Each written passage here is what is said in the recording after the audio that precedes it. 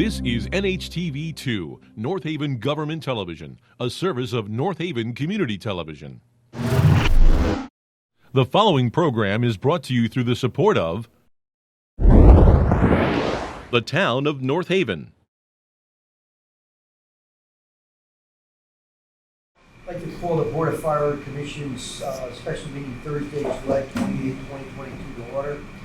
I'd like to ask for the approval of the minutes of the Board of Fire Commission meeting held on June 28, 2022. So moved. Is there a second? Any question on the motion? All in favor? Aye. Opposed? So moved. The Chief's report. Good evening, Commissioners. So we'll start with alarms like we normally do. I'll bring it through up to current day. So year to date, last year we were at 2,657 alarms. This year we're at 2,985. It's an increase of 328 alarms. Since our last meeting, which occurred on June 28th, the below numbers are going to reflect, again, stats up to present day. So 14 incident responses to the highway, 8 different occasions in which there was a ALS intercept or a transport performed by the North Haven Fire Department. 129 incidents in which just an ambulance responded, which is a little higher than normal. 59% of our calls were EMS related, again, a little bit higher. Approximately 433 incidents until last meeting, 93 of which were occurring simultaneously, which has an overlapping percentage of about 21%. Ransom mutual aid numbers, just because we haven't discussed that in a couple of months. So mutual aid responses through current day, we provided mutual aid assistance at 13 different occasions, and we received mutual aid assistance 7 different times. And that's what I have for alarms. Regarding the budget, new fiscal year, so this is through period 1, and period 1 hasn't technically ended yet. We got a few more days left in it, but it's the best I need to run some kind of a period. So even though it's not complete, gives you a pretty good idea. Last year at this time, 10.3%. As we sit here today, 10.4%. So pretty much where we were last year. Since our last commission meeting, $24,720 collected in fire fees. So I was able to close out last fiscal year with the fire fees. Looks like it's going to come in at just over $415,000 in permit fees for the last fiscal year. And that puts us at this fiscal year, we're at just below $19,000. I don't have anything further for EMS billing at this time. Nothing's been provided. Something to keep in mind regarding the budget is we do have a number of long-term absences, which I can go into detail a little bit later in executive session.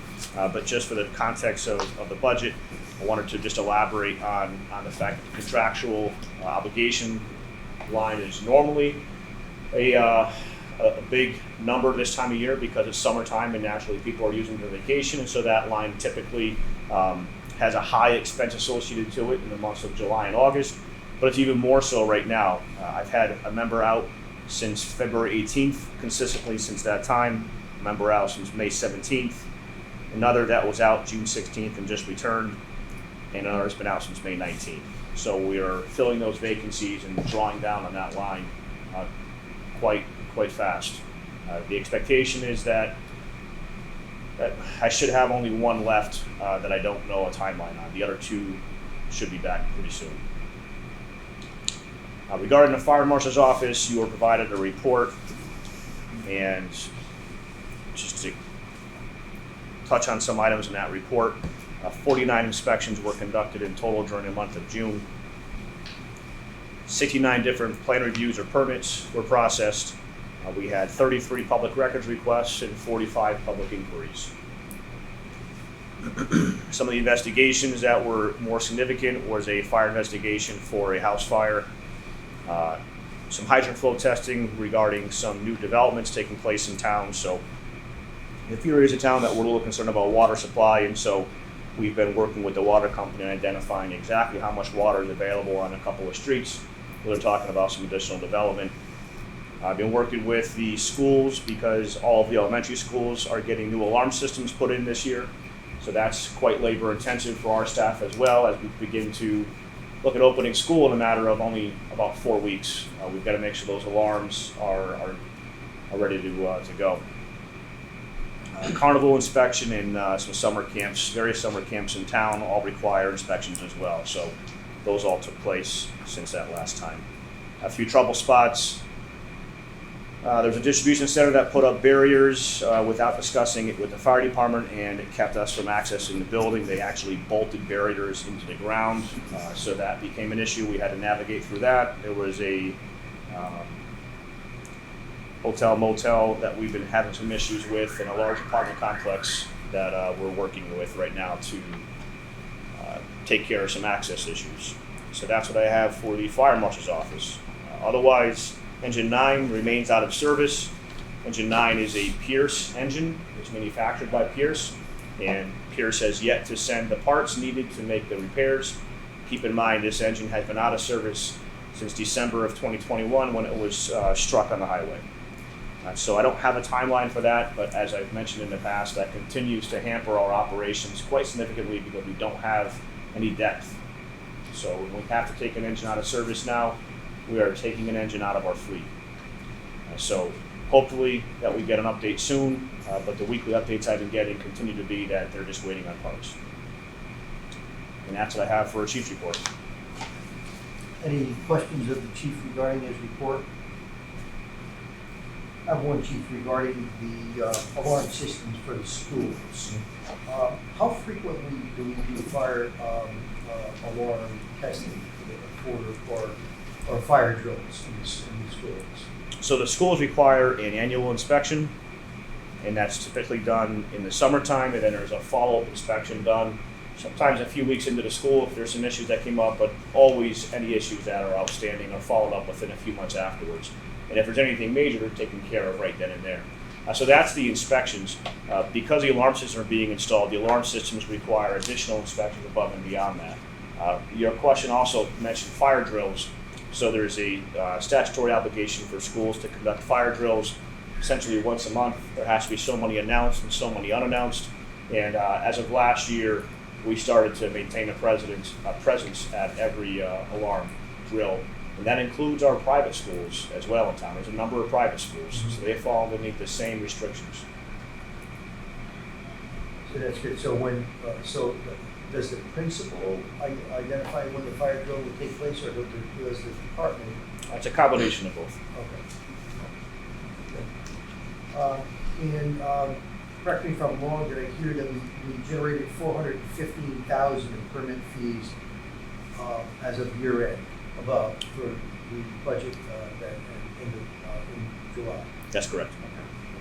Very good. Any other questions of the chief? I just had a question on the EMT line on the second page. Yep. It says 96%. Yeah. used. Can you just explain that? Sure. So there's a stipend paid out annually, and it's paid out in the first pay period in July. So that stipend is paid out, and that line really won't get touched now the rest of the fiscal year. Okay. Thank you. Yeah, I know it's weird to see that 96% already, but now that's it. All right, hearing no questions of the chief's report, we'll move on to correspondence. Chief? Correspondence, I only have one. I won't bother to read it. It's essentially a thank you letter from the town of Wallingford and the Wallingford Fire Department. They had their 350th parade jubilee, and we allowed them to use one of our all-terrain vehicles so they can get around the parade route easily, and it came in good use. I received an email communication from a resident who suggested that we alternate commission meetings from this fire station to others, so that other residents in the geographical area of the volunteer stations could attend. Obviously, we're set up here with all of the electronics, and as a commission, we voted to have meetings here, and the public has access to this. But my expectation is that we're going to continue to have our monthly fire commission meetings here at Mount Alumis. It was also suggested that we kind of have a hybrid type of scenario where we could have residents call in on stipend No other commissions or boards are doing that currently, and certainly the fact that, you know, North Haven Public TV very swiftly puts the commission meetings on broadcast. I think all of that information is public, and if a resident wishes to respond to the previous month's meetings, they can certainly do so in the form of an email, or they're welcome to attend our meeting. So, but I appreciate the suggestion for the resident. Anyone else receive any communications?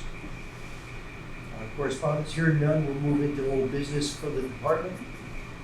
I have no old business to report.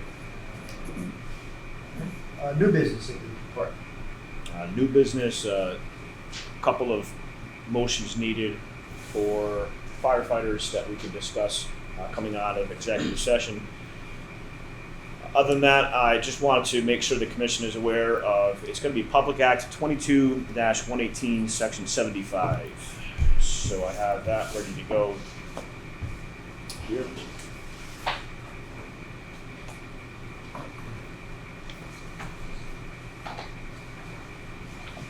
So this legislation is not necessarily new, but it's been revised. So I'll walk you through essentially what it is.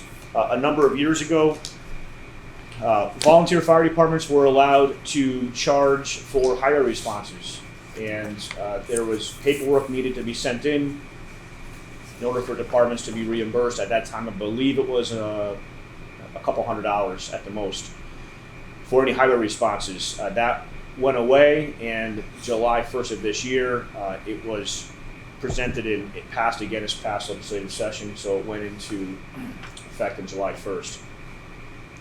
This is specific to volunteer fire departments. So I have clarification that while we're not a volunteer fire department, we are a combination department. Remember that our volunteers, they're sent out on alarms as a career staff are. If it's the correct type of alarm, they're dispatched at the same exact time as a career staff are. They're an integral part of our response plan here in North Haven. They still respond to the highway for car fires and for brush fires and for major accidents, and actually any accident at all on the highway. So what I'm doing is I am filling out the appropriate paperwork to send to the state for any time that we have a volunteer engine that responds to the highway. I'm not able to do that for the career staff because this doesn't apply to career firefighters. There's some efforts being made right now to perhaps enhance this for next year, but right now it's $500 an incident. So it's significant money at this point, and it has to be processed by the fire chief for that department. So I have taken on that burden for the time being of taking the paperwork. Each call needs printout information validating where the call was, what was responded, and as well as paperwork for that incident. So we're going to start with submitting the paperwork for those incidents and receiving that $500 per incident. I don't have a good hard feeling yet on how much money.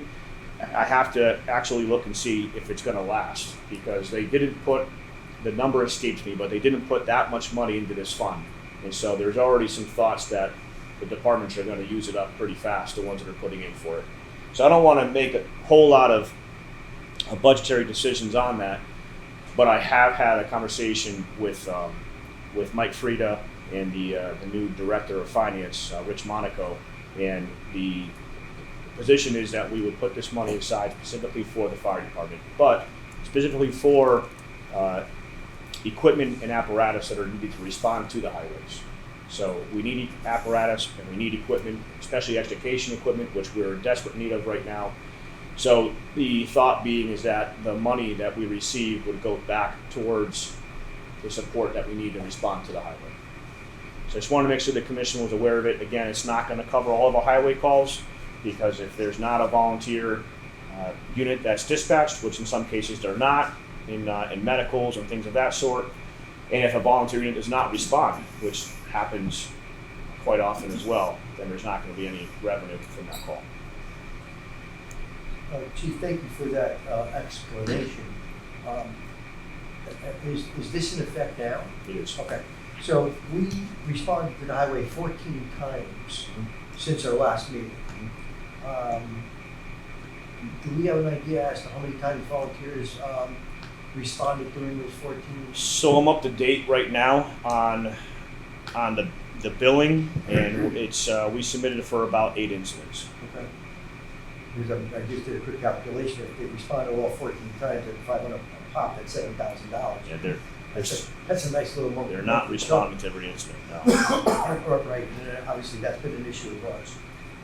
But could be a nice little additional revenue source if the revenue source doesn't dry up. Yeah, and we'll have to see. I think this is going to be a pilot year for the state, and I think they're going to be quite shocked at how many times fire departments in the state respond to the highways. You know, you got to remember. I know the commission's well aware of it, but there's a state police department that responds to all the incidents on the highways on behalf of the police department. There's not a state fire department that responds, and so local municipalities are burdened with that response, and it's taxing on us. There's times that we're up there for several hours, and it's very hazardous, as we know. We've had apparatus get hit, multiple apparatus get hit. So you know, there's certainly justification for this moving forward, but we'll have to keep an eye and see if future legislation changes are going to include career departments, in which case that would open up all of our highway responses. Good. Any other new business? Chief? No other. Chief, just a quick question on that. Do you know what the legislative intent was? Was it only for the volunteer firefighters, the fire companies? So is that some sort of incentive for volunteers to come in? That's how it always was written. So the thought process of this was bring back how it was always written years ago. So the only thing that changed was the dollar number, and then make modifications from here. It would have been advisable for the legislators to incorporate some of the, have some dialogue with the Chiefs Association or organization to, contribute to this. It would have been much clearer, my expectations. Have we spoken to Paul Chicarella or David Acquino on this? Yeah, they're both aware of it.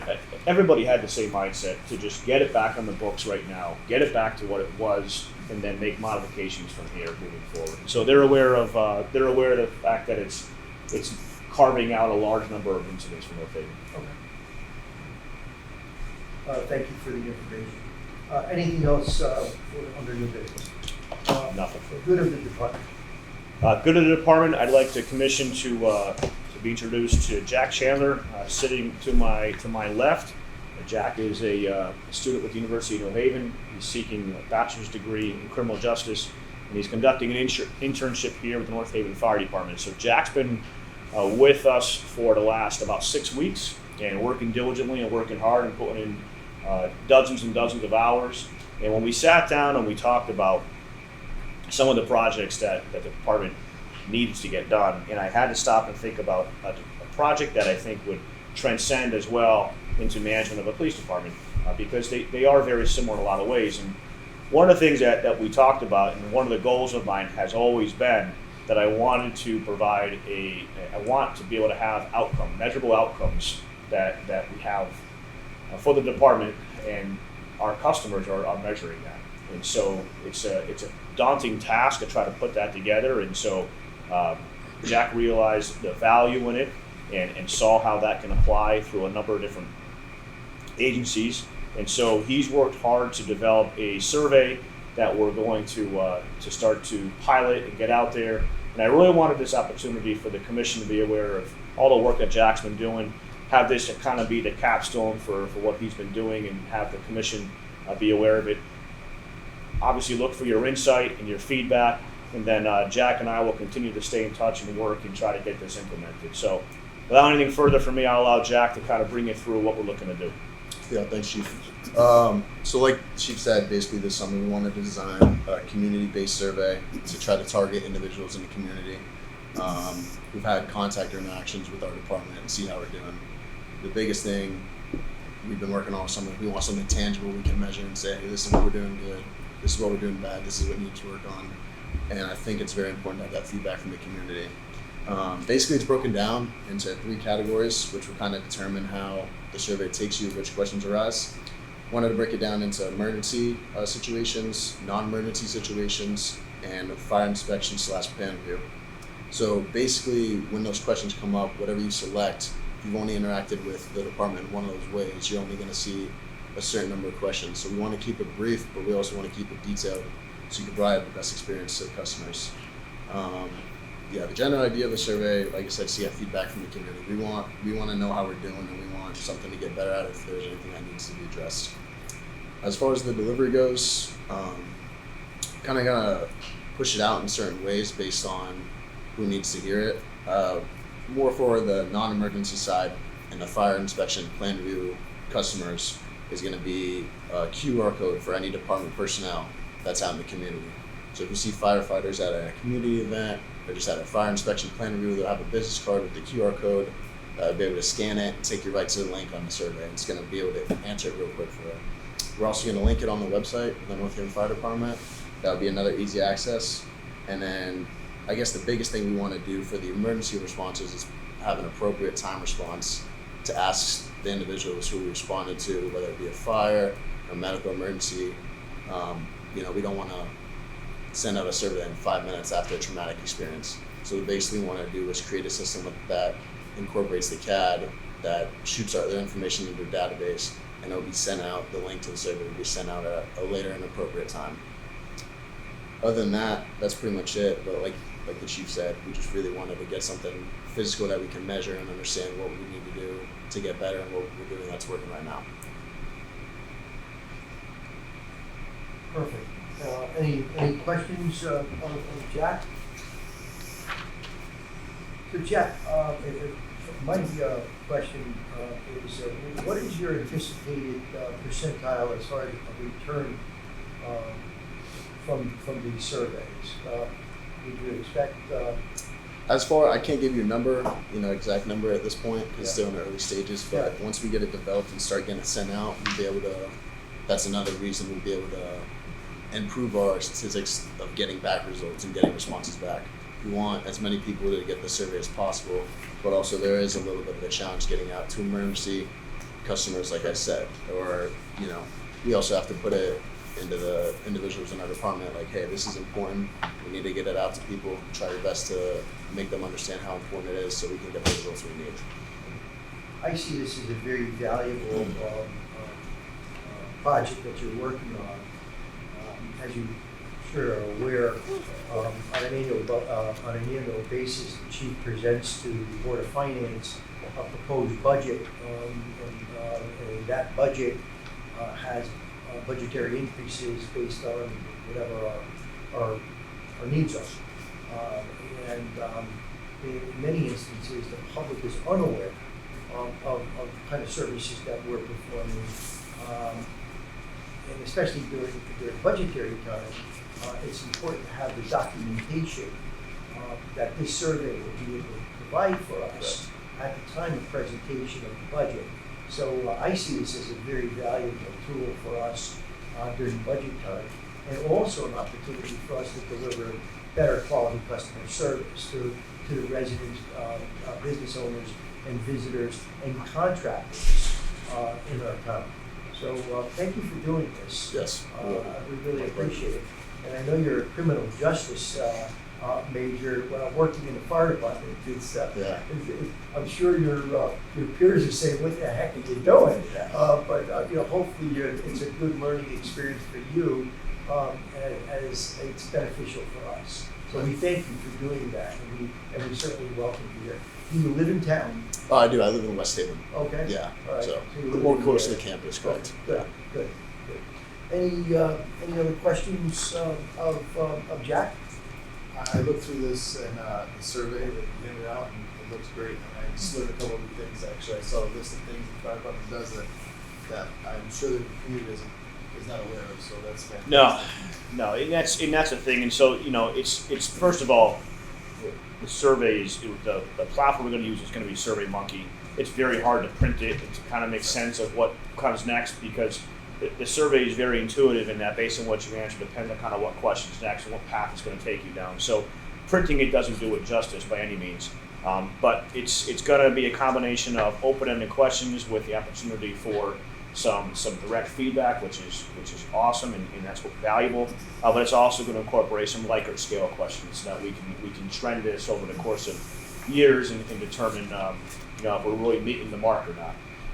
At the end there's some questions there about obviously if they'd like to speak with the chief officer or fire department chief officer, they can do so and provide their contact information.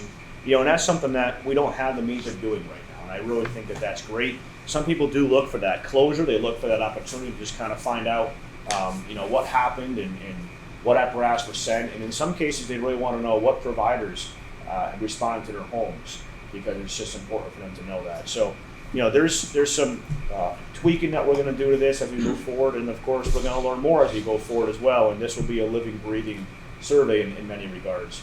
So if there's anything that you can think of, please let us know. We'll work to incorporate it. It probably won't go live for another 30 to 60 days or so. Who's this gonna go to? We're trying to get as many people in the community to respond. So, like, for house to house? Correct. Well, we're not. I guess we're not going, house to house knocking on doors. No, but you're gonna send this? Oh no, that's just a printable version, so you can see something today. Like the chief said, it's on SurveyMonkey, a platform designed for surveys, and it's much easier to use it on the website. So we're gonna get a QR code, so you can scan it with your phone, and it pops up So automatically. you got a lot of elderly people that don't have those. Yeah. that Correct. ability. Yep, that's going to be a barrier to this no matter what we do.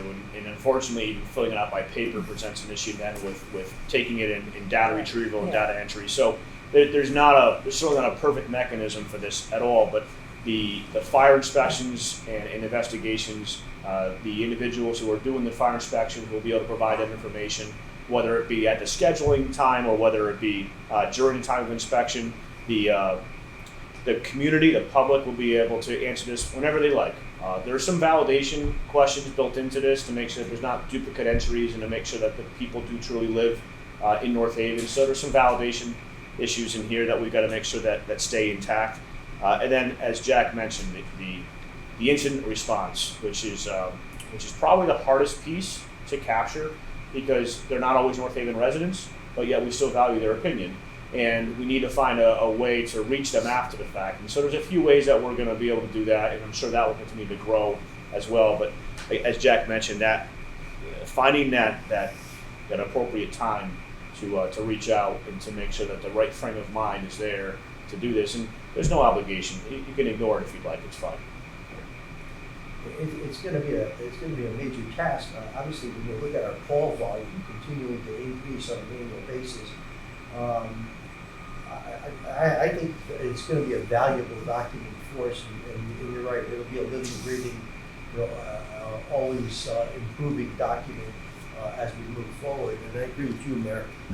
There's going to be many seniors in town that will not be able to respond to this because they just don't have the technology. Maybe their grandchildren or their children or whomever it might be would be able to respond. And be appreciative of the response of our department and our personnel. So hopefully we can retrieve some of that information as a result of some of their children or grandchildren, filling that out on behalf of their grandparents or whoever. But again, thank you for tackling this project. It's going to be very valuable for us as a department, and we're going to look forward to its completion and kickoff. So thank you, Jack. Yeah, We thank you appreciate for your time. I appreciate it. Appreciate it very much. Anything else for the good of the department, Chief? Nothing further, no. Hearing none, I'll ask for public comments, and I see there's no one here this evening for public comments. So I'll entertain a motion to move into executive session. So moved. Are you here a second? Second. All in favor? So moved. That's it, Jack. That was the worst. Good job, Jack. Good job, man. I'd like to reconvene the Board of Fire Commission meeting, a special meeting for Thursday, July 28, 2022. Commissioner Gallo has a motion to make. Yes, Chair, I'd like to make a motion to elevate firefighter Mack to grade B effective September 3rd, 2022. Do I hear a second to the motion? Second. Is there any question on the motion? All in favor? Aye. Opposed? So moved. Mary Jane? I make a motion to elevate firefighter Santori to grade B effective August 1st, 2022. Do I hear a second to the motion? Second. Any question on the motion? All in favor? Aye. Opposed? So moved. I make a motion to elevate firefighter Sablinski and firefighter Chavez to grade A effective August 8th, 2022. Do I hear a second to the motion? Second. Any question on the motion? All in favor? Aye. Opposed? So moved. Any further business coming before this commission? I'd like to announce that we'll have a number of meetings coming up on August 16th, on August 23rd will be our regularly scheduled meeting. On August 25th, sorry, There's no meeting in August. There's no regular meeting, just August 25th.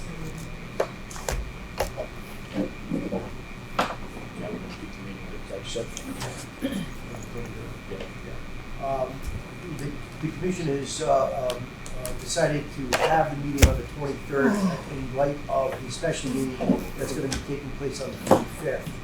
So we will have a regularly scheduled meeting on August 23rd here at Monterey's Company 2 at 6 p.m. And we'll have a special meeting on August 25th, 2022 for interviews of Deputy Chief of Operations that will begin at 5 p.m. Any further business coming before the commission? Hearing none, I'll entertain a motion to adjourn. So moved. Do I hear a second? Second. This meeting's adjourned. Thank you very much. Appreciate it. The preceding program is brought to you in part through a grant from the town of North Haven.